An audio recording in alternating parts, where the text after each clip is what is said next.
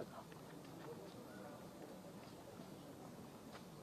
ఇది ఇలాగే దారి తీస్తే ఇలాగే పోతూ మహా అంటే ఏం చేస్తారు, జైల్లో పెడతారు. ఓకే, పెట్టుకొని కన్నా మొదలు పెడితే అందులో వైఎస్ఆర్సీపీకి ఉన్న బలం దీన్ని దృష్టిలో పెట్టుకుంటే మీ జైళ్ళు ఏవి సరిపోవు. దీనివల్ల ఎవరు భయపెట్టలేరు.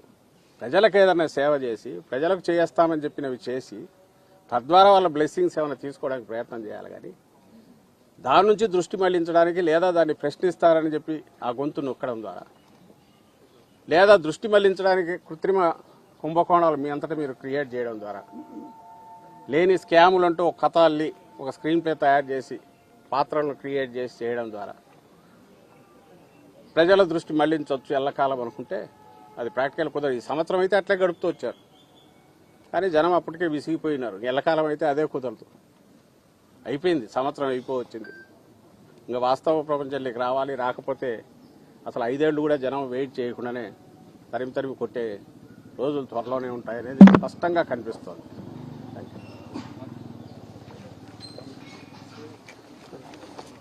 బాధ్యత కలిగిన పౌరుడిగా సహకరించాలి, దర్యాప్తుకు సహకరించాలి. అది కేసు ఎలాంటిదైనా అందులో వాస్తవాలు లేకపోయినా తప్పుడుదైనా వచ్చాం. వాళ్ళు అడిగిన ప్రశ్నలన్నిటికీ సమాధానాలు ఇచ్చాం. గతంలో కూడా చెప్పాము. అప్పుడు బై ఎలక్షన్ జరుగుతున్నందువల్ల నేను ఇక్కడ లేను. దానికి సంబంధించిన ఆధారాలు కూడా ఇంతకుముందే ఇచ్చాం. అయినప్పటికీ మళ్ళీ పిలిచారు. సో మీ సూచనల ప్రకారమే జరిగిందా అని ఇలాంటి క్వశ్చన్లన్నీ వేశారు. ప్రజాస్వామ్యంలో ఎవరు బూతులు అట్లా పట్టాభిలాగా బూతులు తిట్టినప్పుడు బాధపడతాం, ఆక్రోశం వస్తుంది. ఇందుకోసం ఆ రాజకీయాల్లో ప్రజా జీవితంలో ఉండే బాధ కలుగుతుంది. కానీ అంత అసభ్యకరంగా ఘోరంగా ఎవరు వినలేనంతగా మాట్లాడారు. కానీ దాడులు పరిష్కారం అని అయితే మేము అనుకోము. అలాంటి వాటిని మా నాయకుడు కానీ మేము కానీ ఎంకరేజ్ చేయము. బట్ సంయమనం అనేది ఆ వైపు ఉండాలి.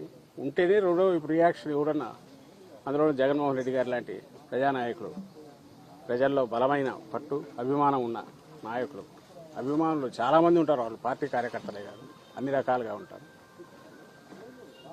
అలాంటి పరిణామాలు ఏం జరగకూడదు అనుకుంటే మాట్లాడేటప్పుడు సంయమనం ఉండాలి. అది ఇటువైనా అటైనా ఎవరికైనా సరే పబ్లిక్ లైఫ్లో ఉండదు. అటు రెండు కరెక్ట్ కాదని చెప్తాం. ఇప్పుడు కూడా అదే చెప్పాను. కానీ దీనికి సంబంధించినంతవరకు నేను లేని ఆ రోజు అని చెప్పినా కూడా ఈరోజు మళ్ళీ అడిగారు. తెలిసిన విషయాలు ఏమన్నట్టు చెప్పమన్నారు. తెలియనివే మొత్తం మీరు అడుగుతున్నవేవి నాకు తెలియదని చెప్పాను. మళ్ళీ పిలిస్తే మళ్ళీ వస్తామని చెప్పాను. ఇది కేసుకు సంబంధించి ఈరోజు జరిగింది. ఇది కాక ఎలాగో సందర్భం వచ్చింది కాబట్టి ఇక్కడికి వచ్చాం. మీరంతా మీడియా మిత్రులు ఉన్నారు కాబట్టి ఈ సంవత్సరంగా మీరు చూస్తుంటే అది రోజు రోజుకు పెరిగిపోతుంది. ఈ సోకాళ్ళ రెడ్ బుక్ పాలన అనేది ఆ రోజు అతను లోకేష్ అంటుంటే ఏదో పొలిటికల్ రిటారిక్లో పార్ట్గా అన్నారనుకున్నాం. కానీ లేదు, వాళ్ళ తండ్రి కొడుకు ముందు నుంచే ఒక పథకం ప్రకారము రావడమేంది రాక ముందు నుంచే ఎన్నికల కమిషన్ పరిధిలో ఇంకా మేము అధికారంలో ఉండగానే జగన్మోహన్ రెడ్డి గారు వైఎస్ఆర్సీపీ అధికారంలో ఉండగానే ఎన్నికల కమిషన్ పరిధిలోకి వచ్చిందని చెప్పి దాని ద్వారా ఎంత అడ్డగోలుగా వ్యవహరించారో, ఎంత రాజ్యాంగ విరుద్ధంగా రాజ్యాంగాన్ని ఉల్లంఘించి వైలెన్స్ క్రియేట్ చేశారో అందరూ చూసాం. ఇంకా ఆ తర్వాత ఏకంగా పరిపాలనలోకి వచ్చినాక ఒక పథకం ప్రకారం ఏ అంటే అది రాసుకోవడం, నువ్వు సంతకం పెడతావో లేదో వచ్చిన వాడికి అక్కడ ఉన్నా ఉండకపోయినా కేసు పెట్టడం, మేజిస్ట్రేట్ దగ్గరికి తీసుకోవడం, రిమాండ్కి పంపించడం. ఆ తర్వాత ఇంకోటి ఏదో పెట్టడం. దానికి ఆ టైంలో ఎవరైతే నిందితుడిగా వీళ్ళు పెడుతున్నారో వాళ్ళు అక్కడ ఉండడం అవసరంలా, లేదా రాయించిన వాడు ఎవడో వాడికి పరిచయం కూడా అవసరంలా. కేవలం ఈ నిందితుల మీద చంద్రబాబు గారి దగ్గర మొదలు పెడితే కింద వరకు స్థానిక నాయకుడి వరకు ఎవరికైనా కోపం ఉంటే చాలు. అది వ్యక్తిగతమైన కావచ్చు, ఇంకో రకమైనదా కావచ్చు. పెట్టు కేసు ఎత్తి ముందు లోపల పడి వేల మంది అవుతున్నారు. మరి మొన్న మళ్ళీ మాకు కావాలి అప్పుడు ఎమ్మెల్యేగా అప్పుడు ఎప్పుడుదో పాతది కంప్లైంట్ మా హయాంలోనే కంప్లైంట్ ఇచ్చారు టీడీపీ వాళ్ళు ఎవరు. దాన్ని ఇప్పుడు ఓపెన్ చేసి 307 పెట్టి ఆయన మీద ఒక కేసు పెట్టారు.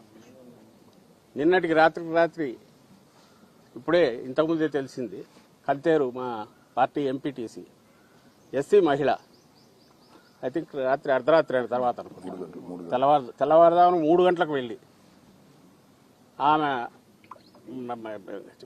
దుస్తులు మార్చుకుని వస్తాను నైటీలో ఉన్నానంటే కూడా వినకుండా బలవంతంగా 20-30 మంది వచ్చి అలాగే ఆమె నైటీలో ఉన్న ఆమెను తీసుకెళ్లి మహిళని కూడా చూడకుండా తీసుకెళ్లేసి వేశారు. ఇప్పుడు ఐ థింక్ కోర్టులో పెట్టినట్టున్నారు అనుకుంటా, పెట్టబోతున్నారు.